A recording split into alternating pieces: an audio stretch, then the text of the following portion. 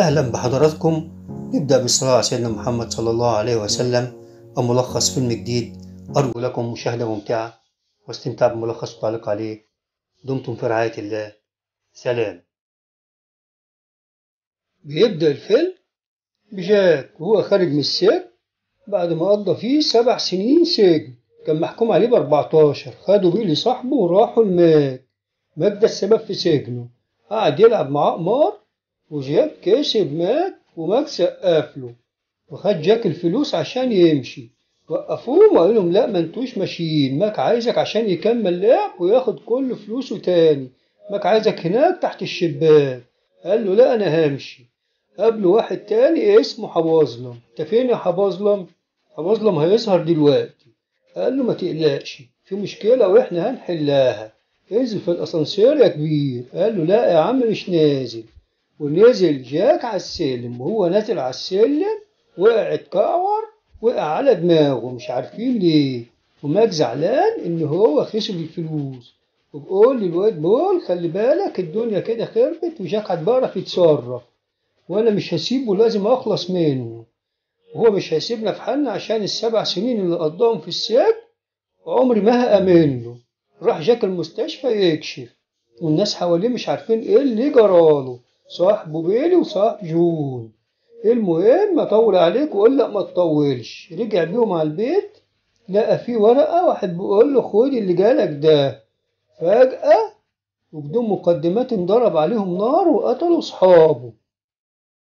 طبعا جاك قعد يضرب نار عشان يدافع عن نفسه. جه حباظلم قعد يضرب في الناس رجالة ماك عشان ينقذ المعلم جاك، وخده معاه في العربية غصب عنه وقال له كن ماك هنا هيتجنن عشان عارف ان المعلم جاك ما ماتش، وده المعلم سارتر مش عارف يقول ايه الماك عن المهمة السودا اللي طلع فيها ومعرفش ينفذها.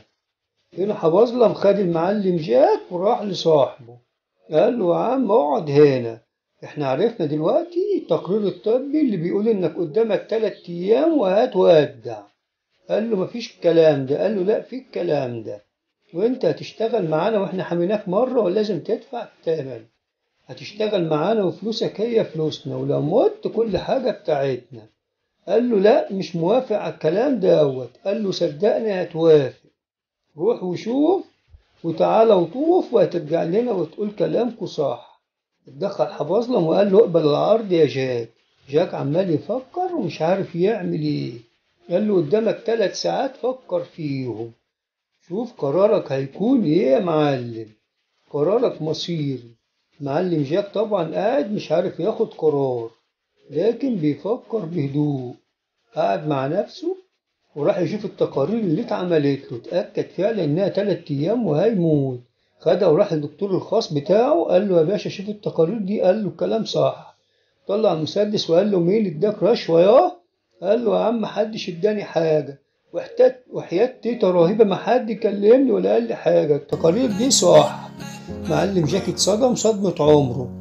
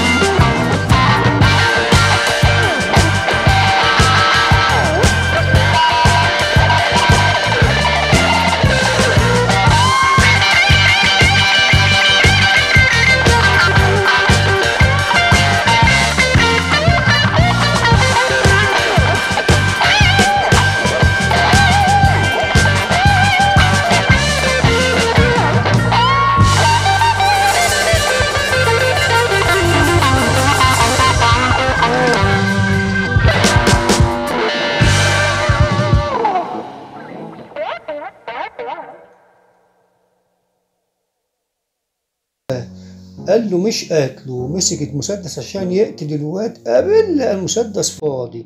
قابل قام جاي خبطه في دماغه بالمسدس، نيمه على الأرض. بعد ما فاق اتصلوا بيه بالتليفون.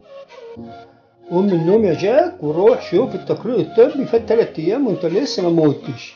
فعلا جاك قام من النوم بعد ما راح له بيلي ببنته، اداله المسدس. راح جاك للدكتور، الدكتور قال له التقرير ده كله غلط، كل الكلام ده ما حصلش وانت تمام التمام. راح بول ماك قال له جاك هو اللي ورا المصيبه اللي احنا فيها ولازم نخلص عليه، وفعلا بيقرروا يقتلوه. راحوا يقتلوه، المعلم بيجري منهم ويهرب، وفعلا قدر يهرب منهم. جه المعلم قال له هتعمل ايه؟ لازم تقتل ماك. قال له يا عم انا لا قاتل ماك ولا باك، وخد الفلوس كمان وراح اداها لماك عشان ينقذه من المصيبه اللي حصلت من سرقه المخدرات. هنا نايل ماك راح له جاك، اعتذر له جاك قال له مش جاي اخد لك ولا حاجه. قام ماك وخايف منه ماسك المسدس لكن ما رضيش يقتله. جه المعلم بول وقال له لازم نقتل جاك، قال له لا، وحكى له على اللي حصل. وهنا المعلم بيلي قاعد مع بنته، وراحوا هم عشان يعرفوا مكان جاك فين.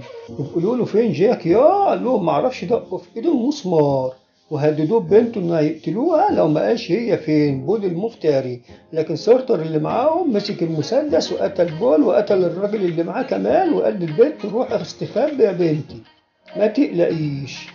لكن هنا جه السواق قال لرجالة ماك وخطفوا البنت وودوها لماك، وماك بيهددهم ان هو هيقتلها. والمعلم قابل عمال يلعب مع جاك شطرنج، مش عايز يبطل لعب شطرنج، دماغه تعبانة.